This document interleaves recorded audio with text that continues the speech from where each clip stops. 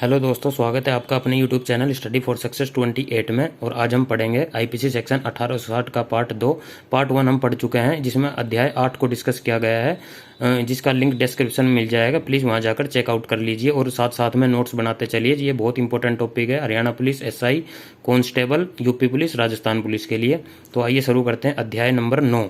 इसमें क्या बताया गया है कि इसमें धारा 166 से 171 तक वर्णन किया गया है, जिसमें लोक सेवकों द्वारा या उनसे संबंधित अपराध के विषय में बताया गया है। यानी कोई सरकारी कर्मचारी से संबंधित कोई अपराध करता है तो अध्याय 9 में इसका वर्णन है। सबसे पहले बात करते हैं धारा 166 की।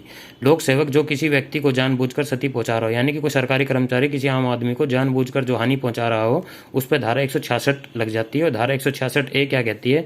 कानून के तहत दिशा निर्देश की अवहेलना करने, यानी कोई सरकारी कर्मचारी हो और उस कानून के तहत जो दिशा निर्देश दिए गए हैं, अगर उनकी अवहेलना कर रहा है तो उस पर धारा 166 लग जाएगी और सजा 2 वर्ष तक की हो सकती है। धारा 166 भी क्या कहता है कि अस्पताल द्वारा शिकार की गैर उपचार करने, यानी कि उपचार करते वक्त लापरवाही बरतना। यानी कोई सरकारी डॉक्टर या कर्मचारी, जैसे कोई स्टाफ नर्स है, अगर मरीज की इलाज करते वक्त अगर कोई लापरवाही बरत रही है तो उस पर धारा 166 भी लग जाएगी। धारा 167 क्या कहती है कि लोक सेवक जो नकली दस्तावेज तैयार करता है किसी को क्षति पहुंचाने के लिए, सरकारी कर्मचारी जो झूठे दस्तावेज को तैयार करता है और दूसरों को हानि पहुंचती है आम आदमी को, तो उस पर धारा 167 लग जाएगी। धारा 168 लोक सेवक जो विधि विरुद्ध रूप से व्यापार में लगता है, यानी कानून के विरुद्ध कोई व्यापार करता है सरकारी कर्मचारी, तो धारा 168 का वो अपराधी माना जाएगा। धारा 169 लोक सेवक जो विधि विरुद्ध रूप से संपत्ति खरीदना या उसके लिए बोली लगाना, कानून के विरुद्ध अगर कोई संपत्ति खरीदता है या उसकी बोली लगवाता है तो उस पर धारा 169 लग जाएगी सरकारी कर्मचारी पर। धारा 170 क्या कहती है कि लोक सेवक का प्रतिरूपण, यानी कि कोई नकली ऑफिसर बनना, अगर कोई नकली ऑफिसर बन जाता है तो अगर उसको पकड़ लिया गया तो उस पर धारा 170 लग जाएगी, सजा 2 वर्ष या और जुर्माना लग सकता है उस पर। धारा 171 क्या कहती है?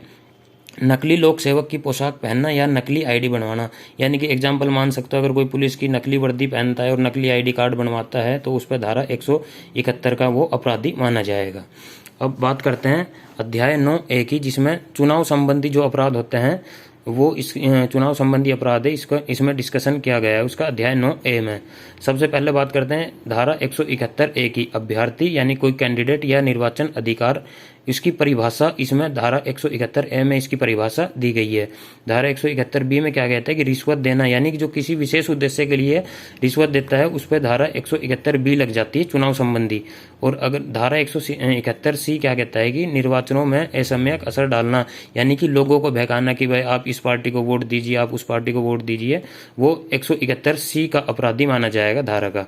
धारा 171D क्या कहते हैं कि निर्वाचनों में प्रतिरूपण, यानी कि नकली वोट बनवाना। कई बार इलेक्शनों में होता है कि नकली वोट बनवाकर वोट डालते हैं, अगर कोई पकड़ लिया जाता है तो धारा 171D लग जाती है उस पर।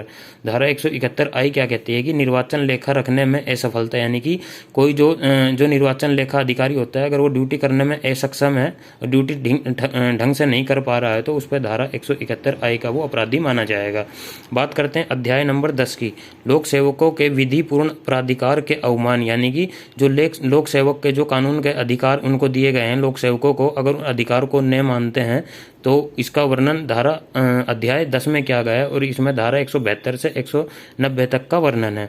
सबसे पहले बात करते हैं धारा नंबर 172, समनों की तमील या अन्य कार्रवाई से बचने के लिए फरार होना, यानी कि किसी लोक सेवक ने अगर समन की तामील भेज दी, अगर कार्रवाई से अगर कोई बच रहा है तो वो धारा नंबर 172 का अपराधी माना जाएगा।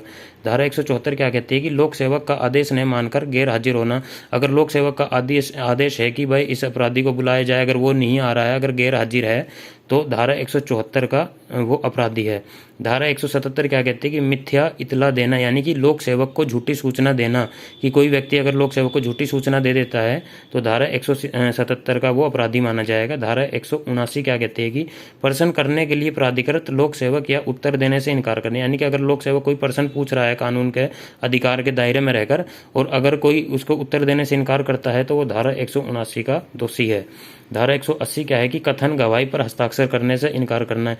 यानी कि कोई कथन है या कोई गवाही है, अगर उस पर हम हस्ताक्षर करने से इनकार कर देते हैं लोक सेवक के, तो वो धारा 180 का अपराधी है। धारा 186 क्या कहती है? लोक सेवक के लोक कृत्यों के निर्वहन में बाधा डालना। यानी कि कोई सरकारी कर्तव्य है, अगर हम उसमें बाधा डालते हैं या कोई व्यक्ति सरकारी काम में जो बाधा डाल देता है तो वो 186 का अपराधी है। धारा 189 क्या कहती है कि लोक सेवक को क्षति करने की धमकी, यानी कि सरकारी कर्मचारी को अगर हम धमकी देते हैं तो धारा नंबर 189 के अपराधी माने जाएंगे। अब बात करते हैं अध्याय नंबर 11 की। ये इससे संबंधित है। मिथ्या साक्ष्य और लोक न्याय के विरुद्ध अपराध में इसका वर्णन किया गया है अध्याय नंबर 11 में। यानी कि कोई गलत सबूत होता है जो, इसमें धारा 191 से 229 ए का वर्णन है। सबसे पहले बात करते हैं धारा 191 बटे धारा 193 अगर ऐसे बटे में कोई मिलती है तो यानी कि ऊपर वाले में तो जो उसका प्रावधान दिया गया है दंड का, और नीचे की दंड क्या हो सकता है ये बताया गया है। यानी कि धारा 191 ए में क्या है कि मिथ्या साक्ष्य देना, यानी कि कोई नकली सबूत देता है तो उस पर धारा 191, और धारा 193 में क्या है कि जो नकली सबूत दिया गया है उसके लिए दंड है धारा 193 में। धारा 192 में क्या कहती है कि मिथ्या साक्ष्य घटना, यानी कि नकली सबूतों का अपना आप जो घटते हैं यानी कि झूठ बोलते हैं, उस पर धारा 192। धारा 195 में क्या कहती है कि आजीवन कारावास या कारावास से दंडनीय अपराध के लिए दोष सिद्धि कराने के आशय से मिथ्या साक्ष्य देना, यानी कोई दोष सिद्धि कराने के लिए झूठे साक्ष्य जो देता है उस पर धारा 195 लग जाती है। धारा 196 में क्या कहती है कि उस साक्ष्य को काम में लाना जिसका मिथ्या होना ज्ञात है, यानी कि ये पता है कि भाई नकली सबूत है और उन सबूतों को जो काम में ला रहे हैं तो वह धारा नंबर 196 का अपराधी माना जाएगा। धारा 197 में क्या कहती है? मिथ्या प्रमाण पत्र जारी करना या हस्ताक्षरित करना, यानी कि झूठा कोई प्रमाण पत्र जारी कर देते हैं और झूठा हस्ताक्षर करते हैं तो वो धारा नंबर 197 का अपराधी माना जाएगा। धारा 198 में क्या कहती है? प्रमाण पत्र को जिसका मिथ्या होना ज्ञात है उसे सच्चाई के रूप में प्रयोग में लाना, यानी कि कोई प्रमाण पत्र है जिसका भी पता है कि भाई ये झूठा है और उसे हम सच्चाई के रूप में प्रयोग में ला रहे हैं तो धारा नंबर 198 का हम अपराधी हो जाएंगे। धारा नंबर 201 क्या कहती है? अपराध के साक्ष्य का विलोपन या अपराधी को प्रतिच्छादित करने के लिए मिथ्या इतला देना, यानी कि अपराधी और सबूत को जो छिपाते हैं, अगर मान लो हम अपराधी या सबूत को छिपा रहे हैं तो धारा नंबर 201 के हम अपराधी माने जाएंगे। धारा नंबर 204 क्या कहती है कि साक्ष्य के रूप में किसी दस्तावेज या सबूतों को हाजिर होने से पहले मिटा देना, यानी कि कोर्ट में पेश होने से पहले किसी सबूत या कोई कागज है उनको हाजिर होने से पहले अगर हम मिटा देते हैं या ख़त्म कर देते हैं तो 204 के अपराधी माने जाएंगे। धारा 209 क्या कहती है कि बेईमानी से न्यायालय में मिथ्या दावा करना, यानी कि कोई झूठे से न्यायालय में ये झूठा दावा करता है, बेईमानी से झूठा दावा करता है न्यायालय में, वो 209 का अपराधी है। 212 क्या कहती है? धारा नंबर अपराधी को आश्रय देने, यानी कोई अपराधी को आश्रय देता है, संश्रय देता है, वो धारा नंबर 212 का अपराधी है। धारा नंबर 216 ए क्या है कि लुटेरों या डाकू को आश्रय देना है, कोई लुटेरे हैं या डाकू उनको आश्रय देते हैं तो धारा नंबर 216 ए के अपराधी हैं। धारा 219 क्या कहती है? न्यायिक कार्यवाहियों में विधि के प्रतिकूल रिपोर्ट आदि का लोक सेवक द्वारा गलत पूर्वक प्रस्तुत किया जाना, यानी कि कोई जो न्यायिक कार्रवाई है और उसके कानून के विरुद्ध अगर कोई लोक सेवक गलत उस रिपोर्ट को प्रस्तुत कर रहा है तो वो धारा नंबर 219 का अपराधी है और 7 वर्ष की सजा है और जुर्माना भी है इस पर। धारा नंबर 228 ए क्या कहता है कि कतिपय अपराधों आदि से पीड़ित व्यक्ति की पहचान का प्रकटीकरण, यानी कि कुछ अपराधों में हम पीड़ित व्यक्ति की पहचान को उजागर नहीं कर सकते। कई अपराध ऐसे होते हैं और अगर उजागर कर दिया है तो उस पर धारा लग जाएगी 228 ए। 229 ए क्या कहती है? जमानत पर छोड़े गए व्यक्ति द्वारा न्यायालय में हाजिर नहीं होने पर, अगर न्यायालय में बुलाया जाता है और कोई व्यक्ति को, कोई अपराधी को जमानत पर छोड़ दिया गया और न्यायालय में दोबारा बुलाया गया, अगर वो हाजिर नहीं हो रहा है तो वो 229 ए का अपराधी है। धारा नंबर 229 ए उस पर लग जाएगी। अध्याय 12 सिक्के और सरकारी स्टैंपों से संबंधित अपराध जो होते हैं, यानी कि जो झूठे नकली सिक्के होते हैं, नकली सरकारी स्टैंप का उपयोग करते हैं, उन पर इसका वर्णन अध्याय 12 में किया गया है। इसमें धारा नंबर 230 से 263 ए में बताया गया है। सबसे पहले बात करते हैं धारा 231 है नकली सिक्के बनाना। धारा नंबर, अगर कोई नकली सिक्के बनाता है तो उस पर धारा नंबर 231 ए लग जाती है। धारा 240 क्या कहता है कि नकली नोट जानबूझकर प्रयोग करना, नकली नोट को हमें पता है कि नकली नोट और हम उसका प्रयोग करते हैं तो धारा नंबर 40 के हम अपराधी हैं। धारा नंबर 255 क्या कहता है? नकली स्टैंप बनाना, यानी कि सरकारी स्टैंप कोई होती है जो और उसको नकली बनाते हैं तो उस पर 255 धारा लग जाती है। 256 क्या कहता है कि नकली स्टैंप बनाकर बेचना, अगर हमने नकली स्टैंप बना दी कोई सरकारी और हम उसको बेच रहे हैं तो धारा नंबर 256 के हम अपराधी माने जाएंगे। अब बात करते हैं अध्याय नंबर 13 की। जो ये बाट और मापों से संबंधित अपराध होते हैं वो इसका वर्णन अध्याय 12 में किया गया है। इससे हम बात करते हैं धारा नंबर 264 की, तोलने के लिए खोटे उपकरणों का प्रयोग करना, यानी कि जो जिसमें पता है कि भाई हाँ हमें इससे लाभ हो रहा है और हम गलत बातों का प्रयोग कर रहे हैं, तो इसमें धारा नंबर 264 के हम अपराधी हैं। धारा नंबर 265 क्या कहते हैं, गलत बाट या गलत माप यानी कि गलत तोल का प्रयोग करना या गलत बाट का प्रयोग करना धारा नंबर 265 में बताया गया है। अध्याय 14 क्या करते हैं कि लोक स्वास्थ्य क्षेत्र सुविधा शिष्टता और सदाचार पर क्या क्या प्रभाव पड़ता है, यह अध्याय 14 नंबर में बताया गया है और इसमें है 268 से 294 है।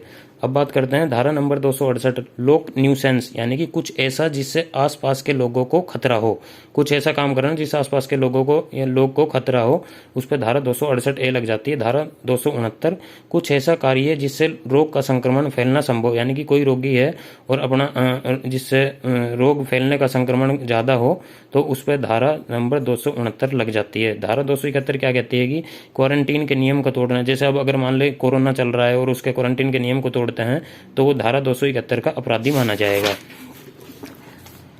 अब बात करते हैं धारा नंबर 272 की खाने पीने की चीज़ों में मिलावट करना। अगर कोई खाने पीने की चीज़ों में मिलावट करता है और पकड़ा गया तो धारा नंबर 272 का अपराधी है। धारा 273 क्या कहती है कि मिलावटी सामान को बेचना, यानी कि कोई सामान जो मिलावटी है उसको बेच रहे हैं तो धारा नंबर 273 के अपराधी हैं।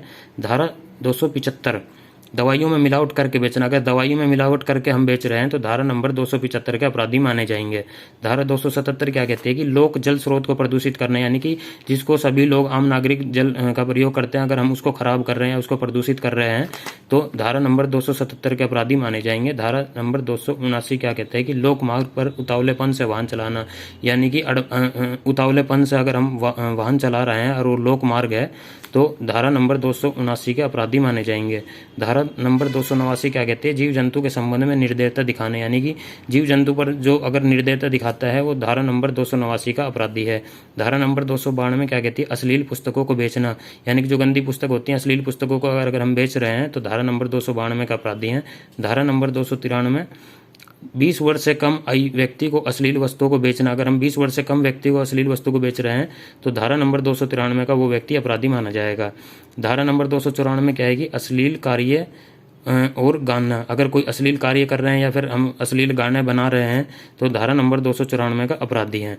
धारा नंबर 294 क्या है कि लॉटरी कार्यालय रखना, यानी कि गलत तरीके से अगर हम लॉटरी को बेच रहे हैं तो धारा नंबर 294 के अपराधी माने जाएंगे।